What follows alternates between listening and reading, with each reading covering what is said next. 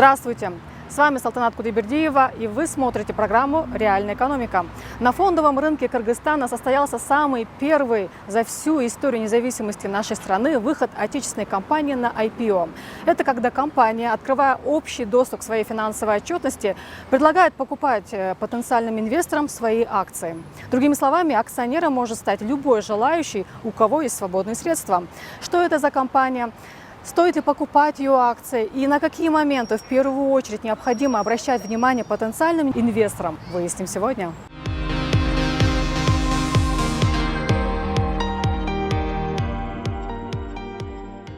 У нас сегодня в гостях директор Института корпоративного управления и развития Эрик Таранчиев. Здравствуйте. Добрый день. Эрик Токбаевич, наконец-то участники фондового рынка дождались самого первого выхода, самого первого за всю историю независимости нашей страны, выхода отечественной компании на IPO. Но прежде чем говорить о первопроходце, давайте вспомним, сколько раз попытки предпринимались и почему тогда они не увенчались успехом. Наша история фондового рынка началась в 1994 году. То есть фактически 25 лет с небольшим, как все это делается.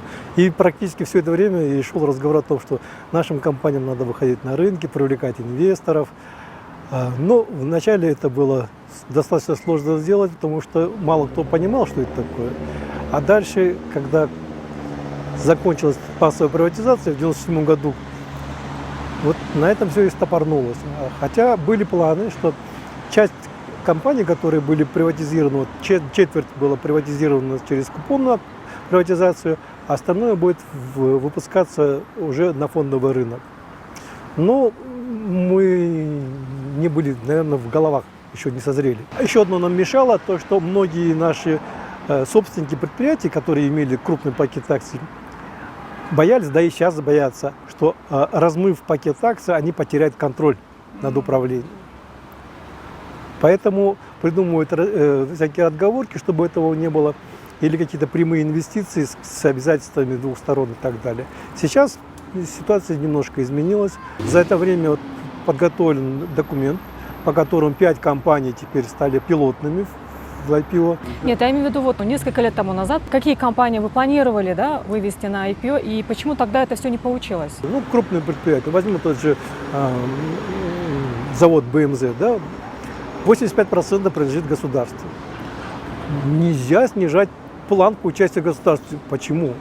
Для нормального управления государством достаточно иметь контрольный пакет, 50% плюс 1 голос.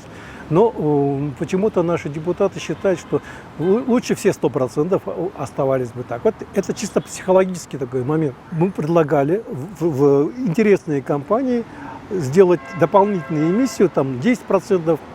То есть государство не продавало бы свою долю, но привлекало бы средства за счет выпуска новых бумаг.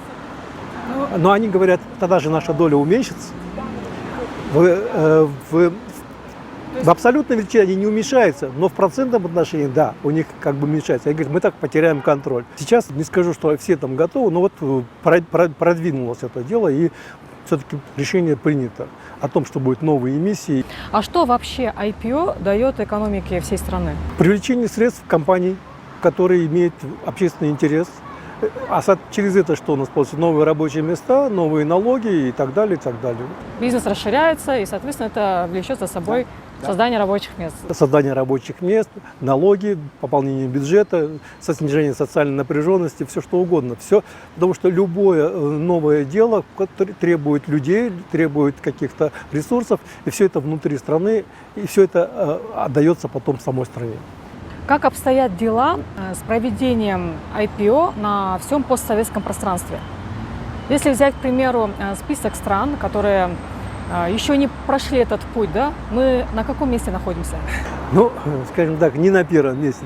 Соседи наши, Казахстан, они сделали 2 народных IPO, двух компаний.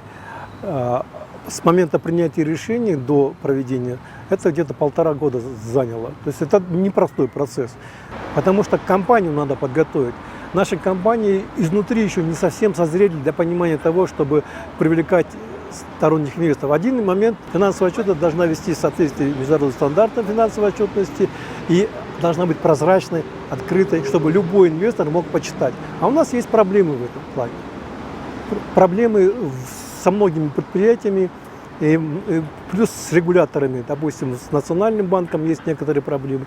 Вот наши банки, с точки зрения инвестора, которые находятся за рубежом, когда они читают их финансовый отчет, они становятся сразу неинтересны. Почему? Потому что у них нет накопленной прибыли. Нераспределенная прибыль, так называемая статья баланса. А вот она на самом деле есть, мы-то внутри знаем. Просто по требованию Нацбанка они перевели их в разряд простых акций. Это совершенно не тот подход. И у инвестора складывается обманчивое впечатление, что компания все, что зарабатывает, съедает, сама ничего не заработала, а деньги, которые в компании, это заимствованные деньги и деньги акционеров, и все. А сама компания ничего не заработала. Потому что в соответствии с международным стандартом финансовой отчетности, вот эта накопленная прибыль, это вся прибыль компании за все время ее существования. И тогда, если она цифра хорошая, то мы понимаем, что на вложенную сумму мы получили вот адекватный какой-то ответ. Она неинтересна. Это проблема учета. Это не проблема компании, проблема учета.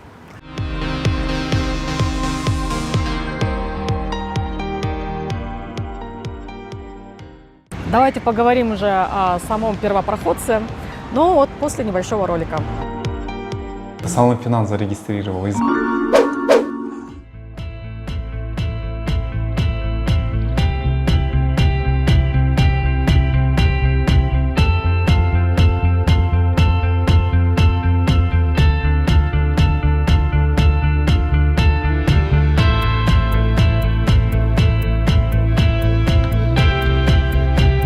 Данная компания микрокредитная уже известная, это раз. Два, юридически является открытым акционерным обществом, который позволяет уже посредством выпуска акций привлекать деньги на фондовом рынке. Да? Они же с 2015 года уже выпускали корпоративные облигации, то есть компания не первый раз на фондовом рынке, они уже знают, как сказать, свои нюансы нашего фондового рынка, да, знают о том, что компания, которая выходит на фондовый рынок, она должна быть полностью открыта, готова к контакту со своими инвесторами.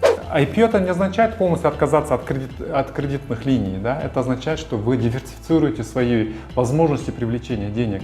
Даже вот большие банки, международные банки, охотнее кредитуют компании, которые находятся на фондовой бирже. На сегодняшний день компания выпустила на акции на сумму 50 миллионов сомов. Номинальная стоимость 1000 сомов, но цена размещения она будет варьироваться в зависимости от спроса на эти акции. Если спрос будет высокий, а на сегодняшний день у нас уже есть забронированные акции, да, вот, если спрос так дальше будет расти, то эмитент будет поднимать цену. В этом случае они размещают привилегированные акции, размещают. Это у таких акционеров есть и по закону, да, по закону у нас они имеют возможность получать имущественные права, то есть они получают фиксированный доход. Независимо от финансового результата компании, владелец привилегированной акции будет претендовать на определенный доход фиксированный. При этом он не будет голосовать. Вот этого права голоса у него отсутствует. Вот, выплачивается раз в год. И эта доходность, она на сегодняшний день предусмотрена на первые 3 года. Дальше уже в зависимости от рынка эмитент будет менять, возможно, останется. Мы не знаем. А доходность на одну акцию будет 160 сомов. В перерасчете на процент это будет 16% годовых. Да? Мы народное IPO, приставку само, почему вначале постоянно таким образом говорили, потому что мы надеялись, что из числа государственных компаний, о которых знают все граждане Кыргызстана, одни выйдут первыми на IPO. Тем самым это можно было бы назвать народным IPO, потому что от самых лучших и ликвидных стратегических компаний пользу должны получать в первую очередь граждане. И из-за этого во всех странах соседних, когда первый раз IPO идет, они называют его народным IPO. А сейчас, если даже не называть народным IPO, сама формулировка IPO это означает, что для всех желающих возможность появляется купить акции этой компании. Так что я думаю, что от слова с народным, без народного сама логика, суть здесь не меняется.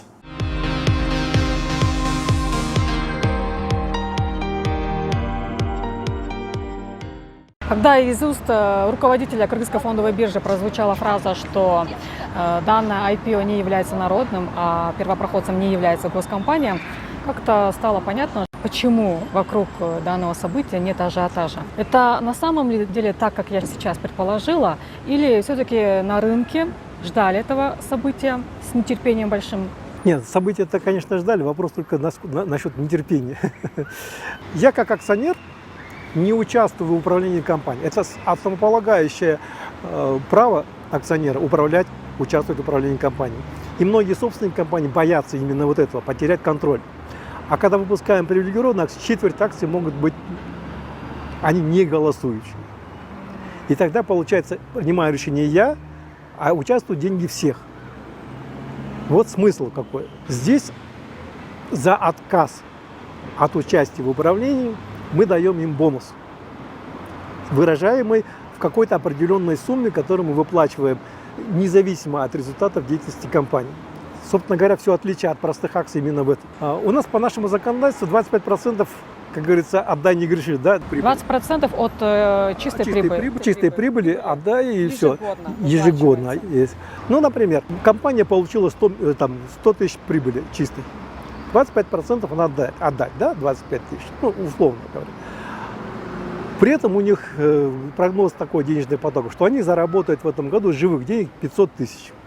Но при этом на зарплату, на комплектующие, которые в обязательном порядке нужны, на коммунальные услуги, там, на налоги, они заплатят там 480 тысяч.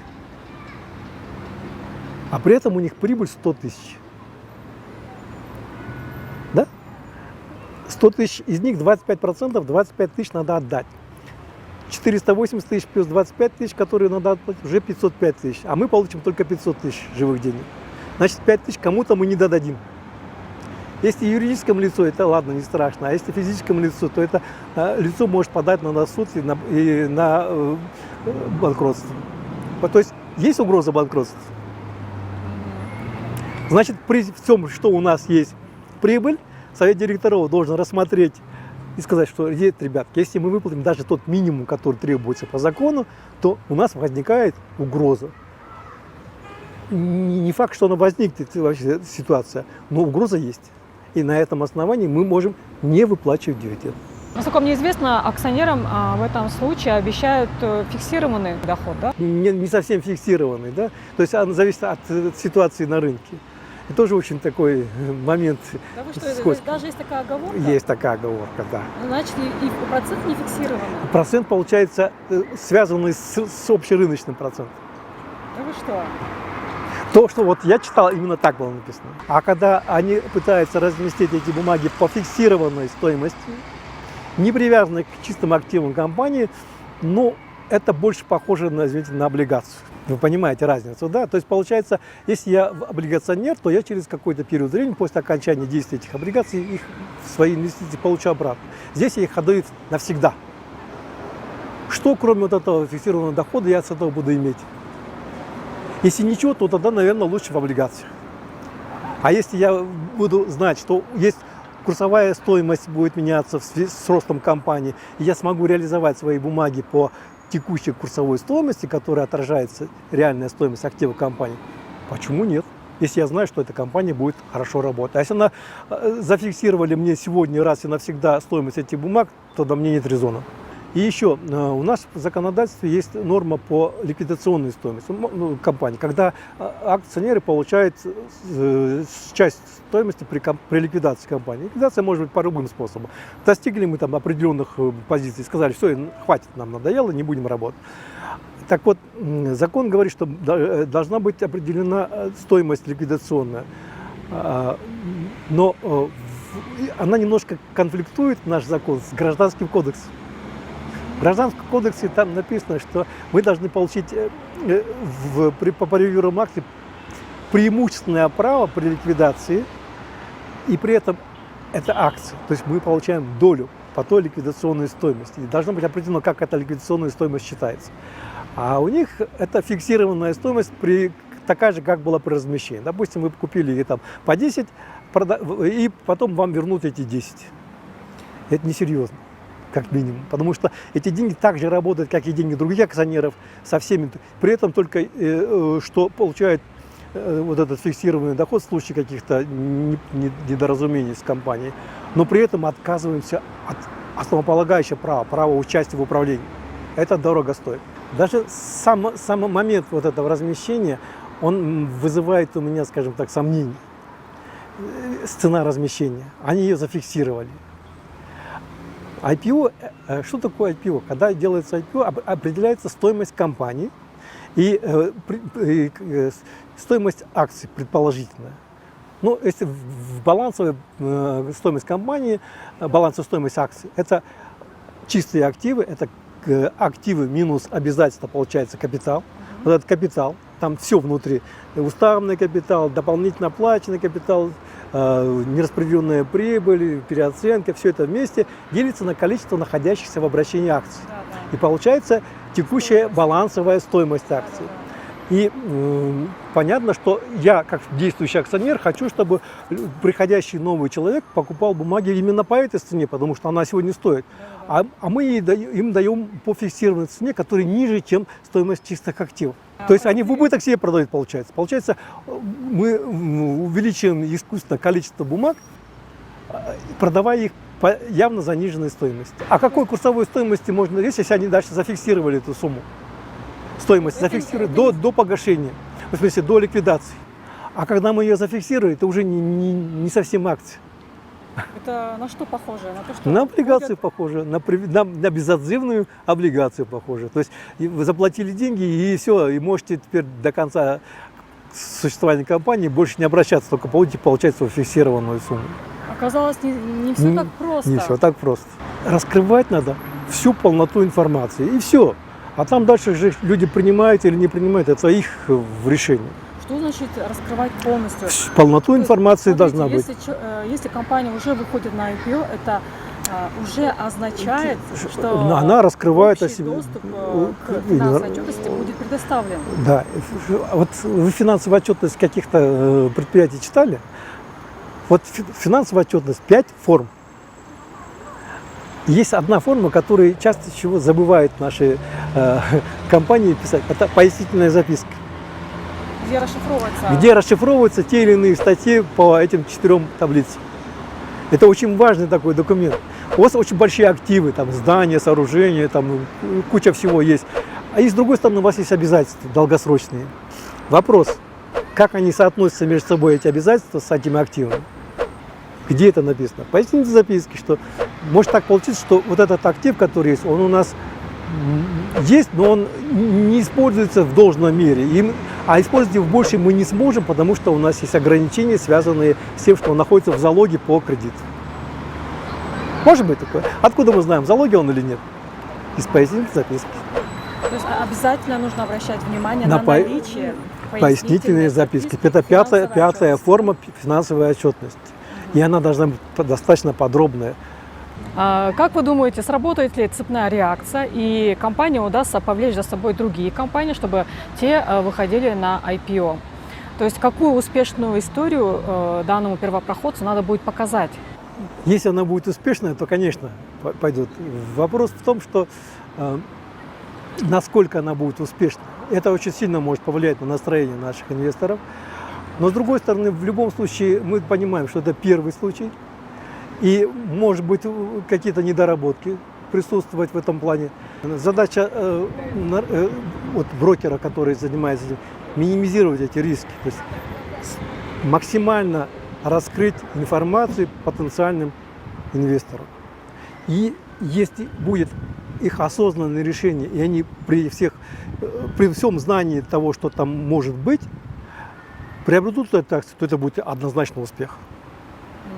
И тогда, соответственно, это привлечет и другие. Но вопрос в инвесторах, насколько они полностью будут владеть необходимой информацией.